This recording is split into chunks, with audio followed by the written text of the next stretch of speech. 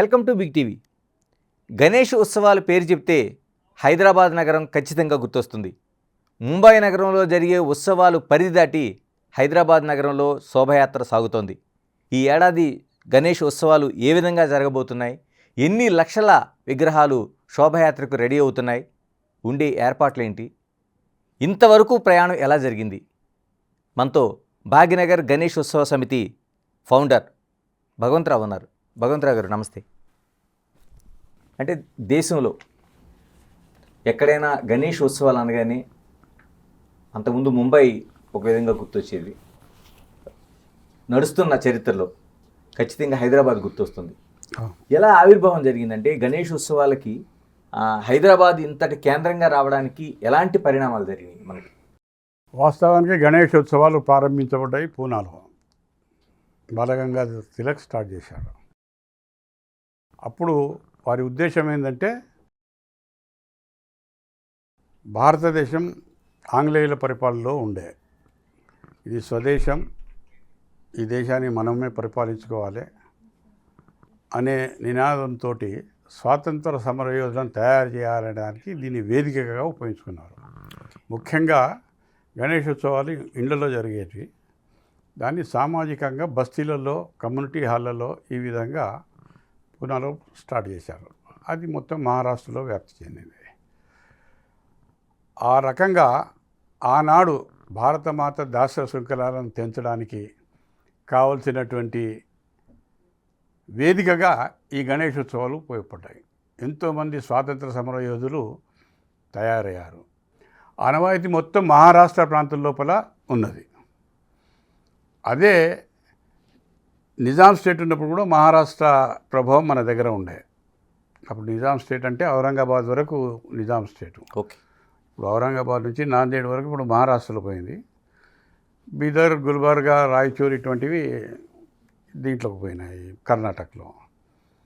అయితే ఆ గణేశోత్సవాల ప్రభావం ఇక్కడ మహారాష్ట్ర ప్రభావం ఉండడం వల్ల నిజాం కాలం నుంచి కూడా, అంతకుముందు నుంచి కూడా ఇక్కడ గణేశోత్సవాలు భాగ్యనగర్లో జరుగుతున్నాయి.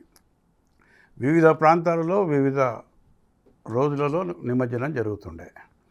కోఠి ఒకవైపు, ఓల్డ్ సిటీ ఒకవైపు, హుస్సేనియాలం ఒకవైపు, ధూల్పేట్ సైడ్ ఒకవైపు, డిఫరెంట్ ప్రాంతాలలో బల్క్గా అక్కడ 15, 20, 25 కలిసి ఒకరోజు నిమజ్జనం ఎవరికి వాళ్ళుగా జరిగేది. ఓకే. అయితే ఆ రకంగా వస్తున్నటువంటి ఆనవాయితీని ఈనాడు ఇంత పెద్ద రూపుదిద్దుకోవడానికి కారణం భాగ్యనగర్ గణేశోత్సవ సమితి. నేను అదే అంటున్నాను, భాగ్యనగర్ గణేశోత్సవ సమితి ఎలా ఆవిర్భావం జరిగింది? ఎందుకంటే ఇన్ని వేరువేరుగా ఉండే ప్రాంతాల్లో ఉండే ఉత్సవాలు, గణేష్ శోభాయాత్రలు ఒక్క తాటిపైకి తీసుకురావడానికి ఎలాంటి ప్రయత్నం జరిగింది? అయితే దానికి ముఖ్య కారణం ఏంటంటే భాగ్యనగరంలో ఉన్నటువంటి పాతపట్నంలో ఉన్నటువంటి మతోన్మాదుల యొక్క దుశ్చర్యల వల్ల దీని ప్రాదుర్భావం జరిగింది. ఇప్పుడు గణేశోత్సవాలు అంటే బాంబే, పూనా అనేది అందరికీ తెలుసు. ఇప్పుడు గణేశోత్సవం 80 తర్వాత ఇప్పుడు ప్రపంచంలో ఇదే అతిపెద్ద ఉత్సవం. సుమారు 3 లక్షల పైన గణేష విగ్రహాలు, సుమారు 30-40 లక్షల మంది గణేష భక్తులు, ధనిక పేద అనే భేదభావం లేకుండా, అక్షరాస్యత నిరక్షరాస్యత అనేటువంటి భేదభావం లేకుండా, స్లమ్లలో ఉండేవాళ్ళు, భవంతుల్లో ఉండేవాళ్ళు, కుల, వర్గ, ప్రాంత, భాష, మత విభేదాలకు అతీతంగా ఈనాడు గణేశోత్సవాలు ప్రపంచంలో ఇంత పెద్ద ఉత్సవం ఎక్కడ జరగదు అనే దానికి నాంది పలికింది గణేశోత్సవం. 1979లో ఈ బోనాల ఉత్సవాలకు ముఖ్య అతిథిగా కంచి పీఠాధిపతి వారు జయేంద్ర సరస్వతి గారిని పిలిచింటి. మనం చార్మినార్ స్టేజ్ దగ్గర వారి సమక్షంలోనే అక్కడనే పోలీస్ స్టేషన్, ఏసీపీ ఆఫీసు అన్నీ ఉండగా స్టోన్ పెల్టింగ్, ఈవెన్ వారి మీద కూడా స్టోన్ పెల్టింగ్ జరిగింది. జయేంద్ర సరస్వతి ఉండగానే జనాల మీద స్టోన్ పెల్టింగ్, పోలీసులు లాఠీచార్జ్ చేసి అందరిని డిస్పర్స్ చేయడం. ఈ పరిస్థితుల్లో అప్పుడు ఉన్నటువంటి పరిస్థితుల్లో దీనికి విరుగుడు ఏంటి అనేటువంటి ఆలోచన కొంతమంది కార్యకర్తలకు వచ్చింది. వచ్చిన తర్వాత 79 లోపలనే ధూల్పేట లోపల మనం ఏం చేసామంటే ఛత్రపతి శివాజీ యొక్క ఒక ఊరేగింపు తీయడం జరిగింది. అక్కడ ఉన్నటువంటి గ్రాడ్యుయేట్ అసోసియేషన్ తరఫున రామ్ గోపాల్ షాల్వాలే, ప్రకాష్ వీర్ శాస్త్రిని, అప్పుడు ఆర్య సమాజ్ లీడర్లు ప్రపంచ స్థాయి లీడర్లు, పార్లమెంటు మెంబర్లు. ఓ 1000-2000 మందితో ప్రొసెషన్ తీయాలనుకుంటే ఆ ప్రొసెషన్ ఛత్రపతి శివాజీ ప్రొసెషన్ చాలా పెద్ద ఎత్తున జరిగింది. వేల మంది, 25-50 వేల మంది దాకా పాల్గొన్నారు. ఈ ఊరేగింపు అయిన తర్వాత, ఇది జరిగిన తర్వాత ఇట్లా ఊరేగింపు తీసినాం కదా, అట్లా ఒక పెద్ద గణేష్దే ఒక ఊరేగింపు తీస్తే బాగుంటుంది అనేటువంటి ఆలోచన వచ్చింది. బోనాలు ఉత్సవాలు, ఈ గణేష్ ఉత్సవాలకు మధ్య ప్రతి బస్తీ లోపలికి పోయి ఒకే దగ్గరికి మనం ఊరేగింపు తీస్తే ఎట్లుంటుంది అనేటువంటి చర్చ పెట్టడం జరిగింది. సామూహికంగా ప్రతి బస్తీలో, అంటే ఎక్కడికైతే వివిధ రోజుల్లో తీస్తుండ్రో వాళ్ళనందరినీ ఒక దగ్గర కూర్చోబెట్టి, తర్వాత వివిధ బస్తీలలో కూర్చోబెట్టి ఈ యొక్క ఊరేగింపు ఒకే రోజు తీస్తే ఎట్లుంటుంది. దానివల్ల మనకు కూడా శాంతి భద్రతలు కాపాడడానికి పోలీసు వాళ్ళకు కానీ మనకు కూడా అనుకూలంగా ఉంటుంది. ఎందుకంటే వివిధ రోజులలో చేస్తే వివిధ ఏర్పాట్లు చేయాల్సి ఉంటుంది, ప్రభుత్వ యంత్రాంగానికి కానీ మనకు కానీ. అట్లా అని ప్రతి బస్తీలో పోయి మీటింగ్స్ తీసుకోవడం వచ్చింది.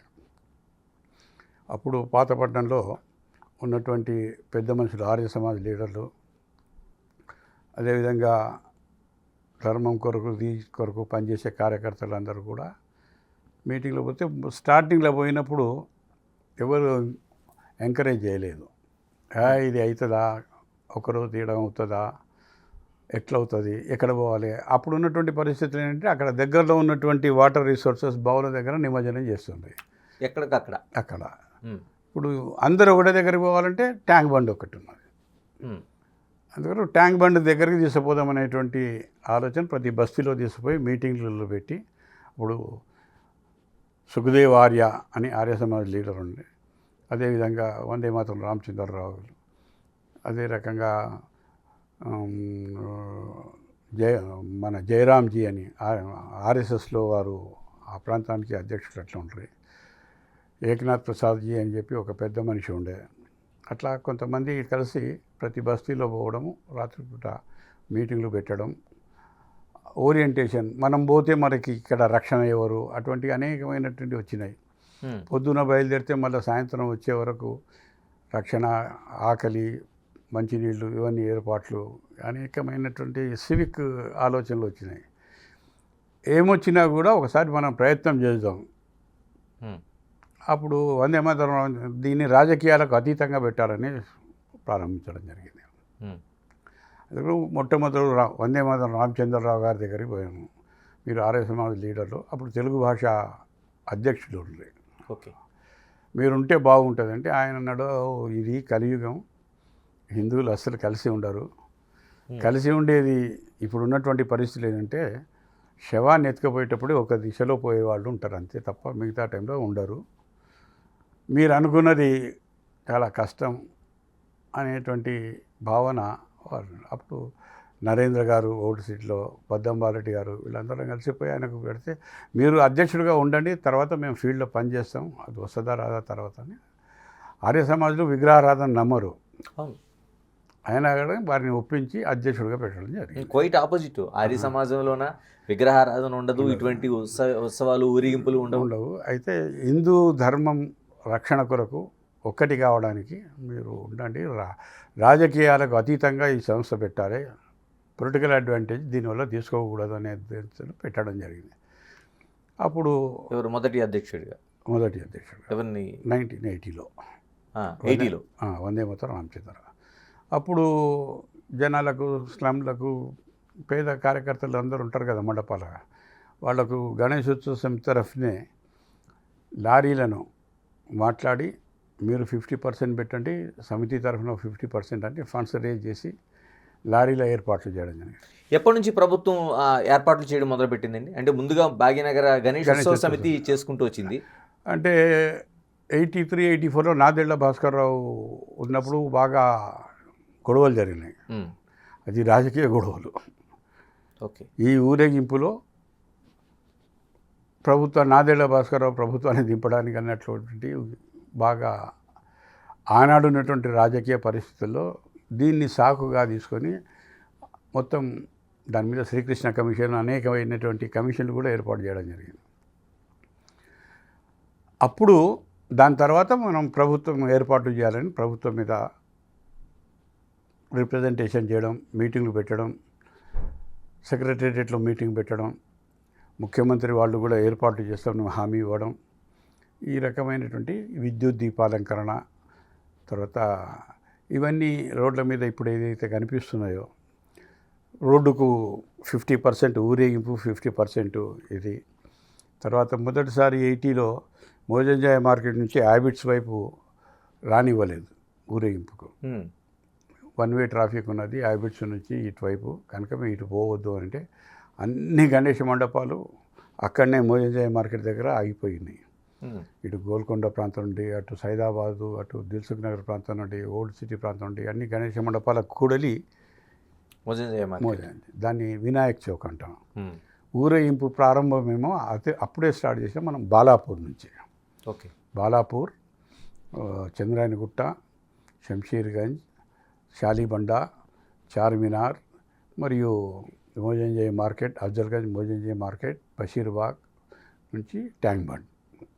ఎందుకంటే బాలాపూర్లోని ఎందుకు అక్కడి నుంచి ప్రారంభించాల్సిన అవసరం వచ్చింది అంటే అప్పుడున్న పరిస్థితుల్లో చాంద్రాయనగుట్ట పై నుంచి కూడా గణేష్ విగ్రహాలు వస్తాయి కనుక బాలాపూర్ అనేది అక్కడ ఉన్నటువంటి పంచాయతీ గ్రామం, ఆడికెళ్ళి స్టార్ట్ చేద్దాము, వయా చంద్రాయనగుట్ట వస్తుందండి.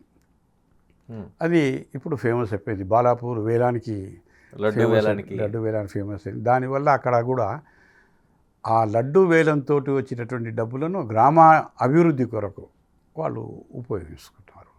దాన్ని ప్రేరణ తీసుకొని విభిన్న ప్రాంతాలలో కూడా లడ్డు వేలం, తద్వారా సామాజిక, సాంఘిక, సాంస్కృతిక అభివృద్ధి కార్యక్రమాలు ఆ ప్రాంతం లోపల చేస్తున్నారు. అంటే ఈ ఏడాది ఎలా జరగబోతున్నాయి? ఎందుకంటే ఈ ఏడాది మనకు కరెక్ట్గా నిమజ్జనం రోజునే తెలంగాణ విమోచన దినం మనకి రాబోతుంది.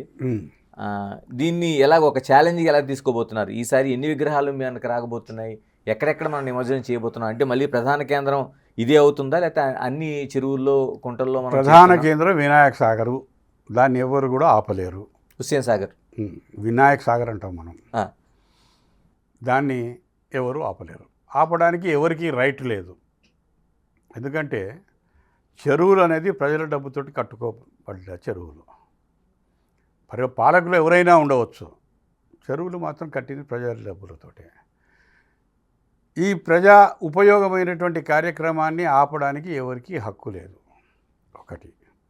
రెండవది, గణేష విగ్రహాల దగ్గర ద్వారా కాలుష్యం అవుతుంది అనేటువంటి ఒక నినాదాన్ని లేవదీశారు. దానికి కూడా ప్రభుత్వం తరఫున కాదు, హైకోర్టు, ఆంధ్రప్రదేశ్ హైకోర్టు ఇప్పుడైతే వామపక్షవాదులు అనేక మంది పిల్ వేశారు. అంటే ఎందుకు కావట్లేదని నేనేమంటానంటే, స్వచ్ఛంగా ఉండే చెరువులు, ఒకప్పుడు మట్టి విగ్రహాలతో ఉండే గణనాథుడి శోభయాత్ర, మీరు 80కి ముందు కావచ్చు, 85 దశకంలో కావచ్చు, ఇప్పుడు ప్లాస్టర్ ప్యారెస్, కెమికల్స్తో ఉండే రంగులు, మీరు ఇన్ని వస్తున్న తర్వాత ఎందుకు కాలుష్యం కాదనేది నా ప్రశ్న. మీరు ఊహించుకొని మాట్లాడుతున్నారు, వాస్తవాలకు అతీతంగా ఎవరో చెప్పిన మాటలు నమ్మి అది వాస్తవమే అనుకుంటూ మాట్లాడుతున్నటువంటి మాటలు. అంటే అందుకొరకే నేను చెప్తున్నాను, వీళ్ళందరూ పిల్ హైకోర్టులో వేసిన తర్వాత సత్యవ్రత సిన్హా జడ్జిమెంట్ వచ్చింది ఒకటి 2002లో. ఆయన పొల్యూషన్ కంట్రోల్ బోర్డుకు రాశాడు court, before immersion, during immersion, after immersion samples తీసుకొని టెస్ట్ చేసి కోర్టుకు రిపోర్ట్ ఇవ్వండి అని. ఆ రిపోర్ట్ ప్రకారం there is no pollution due to the Ganesh immersion. ఇది పొల్యూషన్ కంట్రోల్ బోర్డులో ఉన్నటువంటి ల్యాబ్ టెస్ట్ తోటి కోర్టుకు ఇచ్చినటువంటి రిపోర్ట్ ఇది. ఎప్పుడైతే కోర్టుకు రిపోర్ట్ ఇచ్చిన తర్వాత పొల్యూషన్ ఉన్నదనేవాడు చెప్పేవాడు ఎవరు? మరి ఎందుకు చెప్తున్నారు ఇప్పుడు పర్యావరణవేత్తలు ఎందుకు చెప్తున్నారు? పర్యావరణవేత్తలకు పర్యావరణం పేరు మీద వాళ్ళు పాపులర్ కావాలని ఆలోచిస్తున్నారు తప్ప వాళ్ళకు పర్యావరణం గురించి కించిత్తు కూడా బాధ లేదు. మనల్ని అడ్డుకోవడానికే వాడుతున్నారు. నేను సవాలు విసురుతున్న పర్యావరణవేత్తలకు, వినాయక సాగర్ 1400 ఎకరాలు ఉంటే ఈ పర్యావరణవేత్తలు నిద్రపోయారా? అక్కడ ప్రసాద్ హైమాక్స్ థియేటర్ వస్తుంది, ఎన్టీఆర్ పార్క్ వస్తున్నది, సంజీవయ్య పార్క్ వస్తున్నది, అనేకమైనటువంటి ఈటింగ్ స్ట్రీట్ లాగా నెక్లెస్ రోడ్ వేయడం జరిగింది. ఇవన్నీ క్యాచ్మెంట్ ఏరియాలో కట్టడం జరిగింది. మరి పర్యావరణవేత్తలు ఈ చెరువులను సంరక్షించడానికి, ఈ కట్టడాలను అడ్డుకోవడానికి ఎందుకు ప్రయత్నం చేయలేదు? భగవంతరావు గారు, మరి ఇలాంటి పరిస్థితి ఉండేటప్పుడు పొల్యూషన్ కంట్రోల్ బోర్డు మట్టి గణపతి మహాగణపతి ఎందుకు నినాదం చేస్తుంది? ఇప్పుడు ఒకటి మట్టి గణపతి నాకు అభ్యంతరం లేదు. శ్రీకృష్ణ కమిషన్ ఏదైతే అప్పుడు నాదెళ్ల భాస్కర్రావు యొక్క పరిపాలనా సమయంలో జరిగినటువంటి మొత్తం కల్లోలాలలో కమిషన్ ఏర్పాటు చేసేది, ఆ కమిషన్ సజెషన్ ఇచ్చింది. ప్లాస్టర్ ఆఫ్ ప్యారిస్ అయితే నీళ్లలో కరగదు కనుక వితిన్ 24 hours దాన్ని బయటికి తీసేయి డంపింగ్ యార్డ్ షిఫ్ట్ చేయొచ్చు కనుక ప్లాస్టర్ ఆఫ్ ప్యారిస్ తోటే విగ్రహాలు తయారు చేయాలని ఒక జీవో వచ్చింది. ఆ జీవో ఈ రోజు వరకు క్యాన్సిల్ కాలేదు. అంటే ఒక స్వతంత్రోద్యమంలో బాలగంగాధర్ తిలక్ ఒక ఐక్యంగా ఈ స్వతంత్ర పోరాటం చేయడానికి ప్రారంభమైన ఒక గణేష్ ఉత్సవాలు, మీరు కులానికి మతానికి భాషకు ఆ ప్రాంతానికి సంబంధం లేదని మీరే చెబుతూ ఇప్పుడు దాన్ని ఈ ఐక్యతను సహించలేనటువంటి వామపక్షవాదులు, మతోన్మాదులు లేకపోతే నాస్తికులు చేస్తున్నటువంటి కుట్ర ఇది. మీరే చెప్తున్నారు అందరూ ఐక్యంగా ఉండడం కోసం కలుపుకెళ్ళటం లేదు. మీరు ఎందుకు కలుపుకొని వెళ్ళటం లేదు? భాషకు కానీ మతానికి కానీ కులానికి కానీ ప్రాంతానికి కానీ. ఈ గణేశోత్సవాలలో హైదరాబాద్ సిటీ డిఫరెంట్ ఏరియాస్లలో క్రిస్టియన్ యువకులు, ముస్లిం యువకులు కూడా గణేశోత్సవాలలో పాల్గొంటున్నారు. కొన్ని చోట్లయితే ముస్లిం పూల దుకాణం ఉన్నవాళ్ళు ఆ చుట్టుపక్కల ఉన్నటువంటి గణేశం విగ్రహానికి ప్రతిరోజు పూలదండను కూడా పంపిస్తున్నారు. ఓకే, కనుక మన దృష్టి ఎక్కడైపోతున్నదంటే విమర్శకులకు ప్రాధాన్యత ఇస్తున్నాం. రెండోది, ఈ గణేశోత్సవాల ద్వారా సాధించింది ఏంటంటే మీరు చెప్పినటువంటి ఇదే, తారతమ్యం లేకుండా హిందువులందరూ కుల విభేదాలకు అతీతంగా, అస్పృశ్యతకు అతీతంగా ఒక్కటైతున్నటువంటి పండుగ ఏదైతే అంటే గణేశోత్సవాలు. మరి ఇలా వెళ్తున్న ప్రయాణంలోన హైదరాబాద్ నగరం భాగ్యనగరం ఏంటి, హుస్సేన్ సాగర్ ఏమో వినాయక సాగర్ ఏంటి, మళ్ళీ ఈ థ్రెడ్ ఏంటి మధ్యలో ఏంటి? దీంట్లో వచ్చిన ఇబ్బంది ఏంటి? ఇన్ని గణేష మండపాలు అక్కడ పోయినప్పుడు ప్రజల డబ్బుతోటి కట్టిందే కదా అది. ఎవరో కట్టిన, ఇప్పుడు కేసీఆర్ కాళేశ్వరం కట్టిన కేసీఆర్ పేరు పెట్టాలనా? సెక్రటరియట్ కట్టిండని చెప్పి కేసీఆర్ పేరు పెట్టాలనా? ప్రజల డబ్బుతోటి కట్టిండ్రు. ప్రజలు ఇక్కడ ఉన్నటువంటి వాళ్ళు హిందువులు మెజారిటీ. వినాయక సాగర్ అని పెట్టడం వల్ల తప్పేమున్నది? భాగ్యనగర్ దీని పేరు అసలు. హైదరాబాద్ అని ఎవరు పెట్టిన పేరు అంటే పరిపాలకులు పెట్టిరు, అప్పటి పరిపాలకులు. దాన్ని మార్చవలసిన అవసరం లేదా? ఈరోజు రజాకారులు పోయారు, నిజాం పోయాడు, మనది మళ్ళీ మన పేరు ఎందుకు పెట్టుకోకూడదు? బొంబాయిని ముంబై ఎందుకు చేశారు? మన ధార్మిక, సాంస్కృతిక, మన సామాజిక నాయకుల పేరు పెట్టడంలో తప్పేమున్నది? మరి ఎందుకు ఐడెంటిఫికేషన్ కావట్లేదు? ఇన్ని సంవత్సరాలుగా మీరు ఒక ఆటో వాలా కావచ్చు, ట్యాక్సీ వాలా కావచ్చు, హుస్సేన్ సాగర్ అంటే తీసుకెళ్తాడా, వినాయక సాగర్ అంటే తీసుకెళ్తారా? ట్యాంక్ బండ్ అంటే తీసుకుపోతుండవు. ట్యాంక్ బండ్ పేరు ఉన్నది ఇప్పుడు. కనుక మనం దాని గురించి ఆలోచించద్దు. వినాయక సాగర్ అనే దాంట్లో పెట్టడంలో తప్పు లేదు. ఇప్పటికైనా ఈ ప్రభుత్వం వినాయక సాగర్ అని దాన్ని డిక్లేర్ చేయడంలో సంతోషంగా ఉంటుంది. కనుక మహారాష్ట్రలో అయితే కొన్ని చోట్ల వీధుల లోపల గణేష మండపాలు మున్సిపల్ కార్పొరేషన్ వాళ్ళు ఏర్పాటు చేస్తారు. స్టార్టింగ్ లోపల పర్మిషన్స్ తీసుకోవాలన్నారు. అసలు దేవుని పూజించడానికి పర్మిషన్ తీసుకోవాలని ఏ రాజ్యాంగం చెప్తున్నది? దేవుని పూజించడానికి పర్మిషన్ తీసుకోవాలన్నా? కోర్టు తీర్పులు కూడా చెప్తుంది కదా. ఏ కోర్టు చెప్పింది? ఇప్పుడు కేరళ ఇష్యూ తీసుకుంటే ఏ కోర్టు చెప్పింది? ఏంటంటే కేరళ ఇష్యూ తీసుకుంటే కేరళలో మహిళలు ఆ ప్రవేశం సంబంధించి సుప్రీంకోర్టు చెప్పింది. అది మహిళల గురించి అది వేరు వ్యవహారం. కానీ దేవుని పూజించడానికి పర్మిషన్ తీసుకోవాలని ఎవరు చెప్పారు? నా దేవుణ్ణి నేను పూజించుకుంటా, ఎవరు పర్మిషన్ తీసుకోవాలి?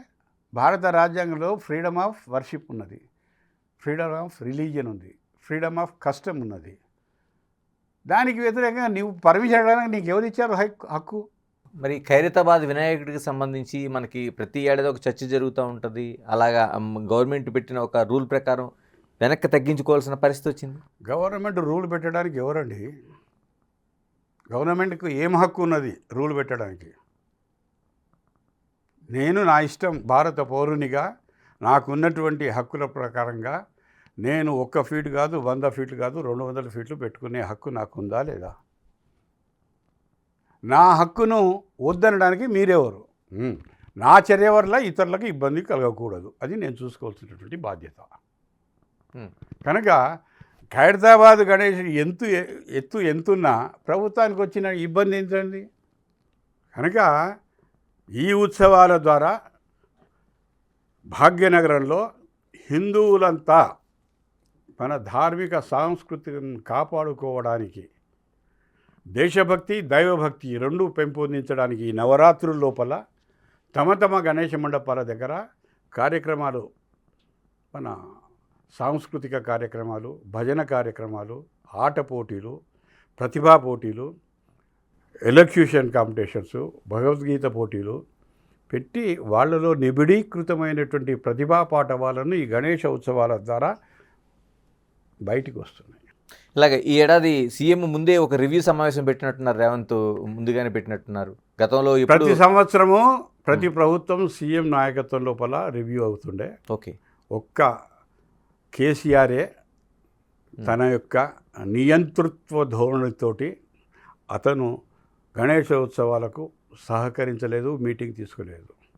మిగతా అన్ని పండుగలకు అతను తీసుకున్నాడు తప్ప ఈ గణేశోత్సవాలకు తీసుకోలేదు. ఎందుకు వచ్చింది ఆ గ్యాప్? ఎందుకు వచ్చింది? అది ఆయన మనస్తత్వం.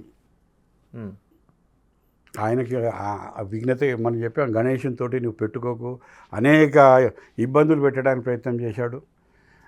5 ఫీట్లే ఉండాలి, 12 ఫీట్లే ఉండాలి ప్రభుత్వ పరంగా. మీరెవరండి పెట్టడానికి? 5 ఫీట్లు పెట్టాలి అని చెప్పడానికి ప్రభుత్వానికి ఏమన్నా చట్టం ఉందా? మీరెవరు పెట్టడానికి? మా దగ్గర హిందూ ధర్మంలో గణేశుని పూజ అంటే పెళ్ళిళ్ళప్పుడు గ్రామాల లోపల ఒక రాయిని తీసుకొచ్చి పసుపు కుంకుమ పెట్టి గణేశుని పూజని చేసి శుభకార్యాలు జరుపుకుంటారు. మా దగ్గర అలాంటి పట్టింపులు ఏం లేవు. మాకు గణేశుని యొక్క ప్రతిమ కావాలి. అది మట్టితో చేసినరా, ప్లాస్టర్ ఆఫ్ ప్యారిస్తో చేసినరా మాకు సంబంధం లేదు. నేను వినియోగదారుని. ఈ భాగ్యనగరంలో ఇన్ని లక్షల ఇండ్లు ఉన్నాయి. ఇన్ని ఇండ్లకు మట్టి వినాయకులను ఏర్పాటు చేయడం, ఇన్ని పెద్ద గణేష మండపాలకు మట్టిని ఏర్పాటు చేయడం, ఈ ఏర్పాటు చేయడమే కాకుండా దీనికి కావాల్సినటువంటి 21 పత్రిలు ఏవైతే ఉన్నాయో అవి ఏర్పాటు చేయడం, ఇది ప్రభుత్వ బాధ్యత కాదా? మరి చేయమనండి, మేము వద్దంటున్నామా? మీరు చేయరు, చేసేవాళ్ళను చేయనియరు. అంటే రానున్న రోజుల్లో ఇంకా ఎక్కువ చెరువులు విశాలంగా అవుతాయేమో. ఎందుకంటే ఇప్పుడు హైడ్రా వచ్చిన తర్వాత చెరువుల చుట్టూ ఉండే కొట్టి మీకు విశాలంగా గణేష్ ఉత్సవాలు చేసుకోవాలి. నీటి వనరులను సంరక్షించుకునే బాధ్యత ప్రతి పౌరునిది. కనుక నీటి వనరుల సంరక్షణ లోపల మేము సహకరిస్తాం తప్ప వ్యతిరేకించాం. అంటే హైడ్రా ఇప్పుడు చేసిన దాన్ని మీరు సమర్థిస్తారు? తప్పకుండా సమర్థించవలసిందే. చట్ట ప్రకారము క్యాచ్మెంట్ ఏరియా లోపల ఎఫ్టీఎల్లో కూడా కట్టినవి ఉన్నాయి. అదే ఎఫ్టీఎల్, క్యాచ్మెంట్ ఏరియా వాటర్. దాని లోపల ఆక్రమణలు ఉండకూడదు. దాని తర్వాత బఫర్ జోన్, అంటే ఎఫ్టీఎల్ అయిన తర్వాత కూడా కొంత ప్రాంతం, అవును, ఒక 30 మీటర్ల వరకు ఉండాలి. 30 మీటర్లు అనుకోండి, 1 కిలోమీటర్ అనుకోండి, అట్లా ఉండొద్దు. ఇది ఎందుకు పెట్టారు? నీటి వనరులను సంరక్షించుకోవడానికి పెట్టారు. దాన్ని ఉల్లంఘిస్తున్నటువంటి వాళ్ళు ఎవరు? వాళ్లను అడ్డుకోవడానికి ప్రభుత్వం ఏం చర్య తీసుకున్నా కూడా గణేష్ ఉత్సవం తరఫున ఒక పౌరునిగా మన విద్యుక్త ధర్మంగా భావించి సహకరించాల్సిందే. అంటే ఇంత ఉత్సవం, ఇంత శోభాయాత్ర, ఇంత శోభాయమానంగా జరుగుతున్న సమయంలో హిందూ ధర్మం వైపు ఒక విమర్శలు వస్తున్నాయి. ఎందుకంటే ఆ శోభాయాత్రలో కొందరు మద్యం సేవించడం, లేకపోతే మిగతా ఆ వినాయకుడు రూపాలను సైతం మార్చేసి వెళ్తున్న శోభాయాత్రలు కావచ్చు, లేకపోతే అందులో వేస్తున్న డాన్సులు కావచ్చు, వీటిని ఎలా నియంత్రించాల్సిన అవసరం ఉంది? మీ ఆలోచన పద్ధతి నెగిటివ్ వైపు ఉండాలన్నా పాజిటివ్ వైపు ఉండాలన్నా? పాజిటివ్ వైపు ఉండాలి. నెగిటివ్ వైపు ఉన్నదాన్ని ఇంత బ్రహ్మాండం చేసి చూపించవలసినటువంటి అవసరం లేదు. ఎందుకంటే ప్రారంభం లోపల ఇట్లాంటి విమర్శలు వచ్చాయి. గణేష మండపాలలో మండపం వెనుక కూర్చొని పేకాట ఆడుతున్నారు, తాగుతున్నారు, ఇటువంటివి అనేక విమర్శలు వచ్చాయి. ఆ విమర్శలు 100% ఆనాడు వాస్తవం అనుకుందాం. Hmm. కానీ ఈనాడు ఉన్నాయా అట్లా? లేదు. విమర్శకులు మాట్లాడుతున్న మాట తప్ప వాస్తవానికి అక్కడ ఏ బస్తీ లోపల ఉన్నటువంటి ధర్మ ప్రేమికులు, అక్కడ ఆడవాళ్ళు ఉంటారు, మగవాళ్ళు అందరూ ఉంటారు. దీన్ని అనుమతిస్తారా? అంటే ఉన్న చిన్న చిన్న లోపాలైనా సవరించుకోవాల్సిన అవసరం ఉందా లేదా? లోపాలు ఏదైతే ఉన్నదో ఒక్క లోపాన్ని బ్రహ్మాండం చేసి చూపించకండి. ఎక్కడ లోపం ఉన్నదో అక్కడ దాన్ని ఏ విధంగా ఆపాలని ప్రయత్నం చేయడంలో తప్పు లేదు. అంటే గణేష్ ఉత్సవ సమితి ఏ విధంగా పిలుపునిస్తుంది ఇటువంటి ప్రతి గణేష మండపానికి మీరు చెప్పినటువంటి అవలక్షణాలు ఉండొద్దు అని చెప్తాం. ప్రతి గణేష మండపంలో రాత్రిపూట 5 కార్యకర్తలు ఉండాలని చెప్తాం. ఎందుకంటే దీపం ఉంటుంది. పిల్లి లేదా ఎలుక లేకపోతే కుక్క ఏదైనా పశువు మండపంలోకి వస్తే ఆ దీపం పడిపోతే మండపం కాలిపోయే పరిస్థితి వస్తుంది.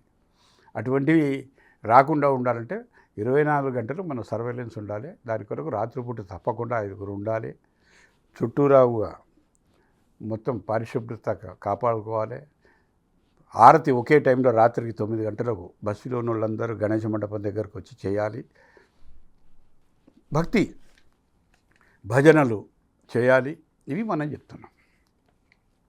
దీంట్లో దేశభక్తి, దైవభక్తి ఈ రెండింటిని ప్రమోట్ చేసే కార్యక్రమాలు మన గణేష మండపాల దగ్గర తీసుకోవాలనేది ఒక కరపత్రం ఇస్తాం. మనం సుమారు 40-50 సూచన ప్రతి మండపానికి వస్తాం మనం. ఓకే. ద్వారా అంటే ఎలా ఉండాల్సిన అవసరం, పూజా విధానం ఎట్లా ఉండాలి, ఎట్లా చేయాలి, అవన్నీ కూడా మనం ప్రతి మండపానికి ఇస్తున్నాం. ఇప్పుడు అనేక మంది ఇస్తున్నారు. ప్రింట్ మీడియా వాళ్ళు కూడా వినాయక వ్రతకల్పం ప్రింట్ చేసి ఇస్తున్నారు.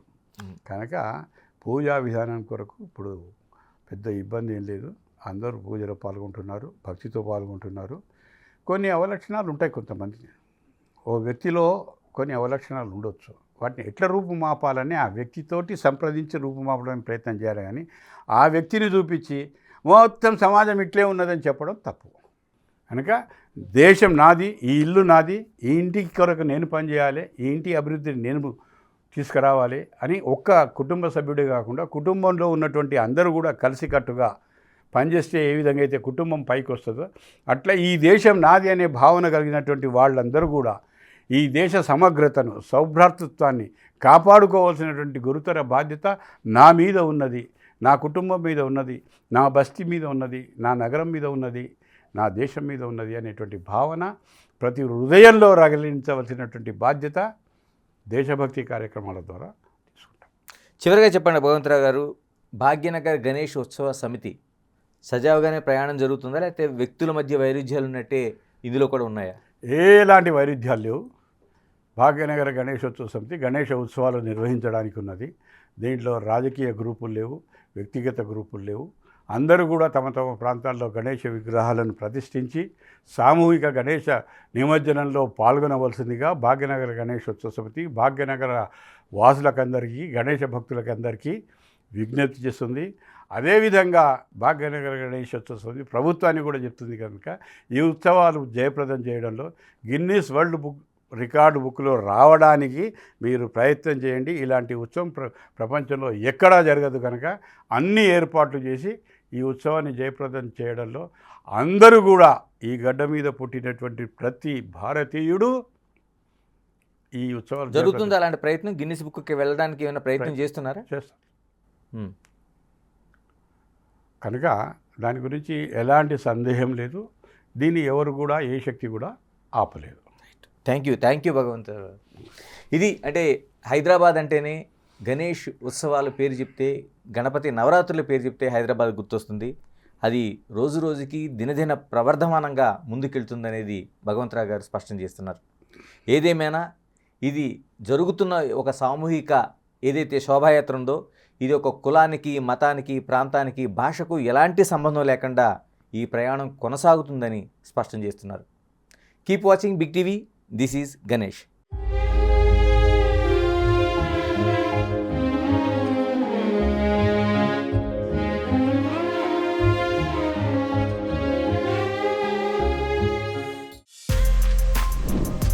For more videos like this, subscribe Big TV channel.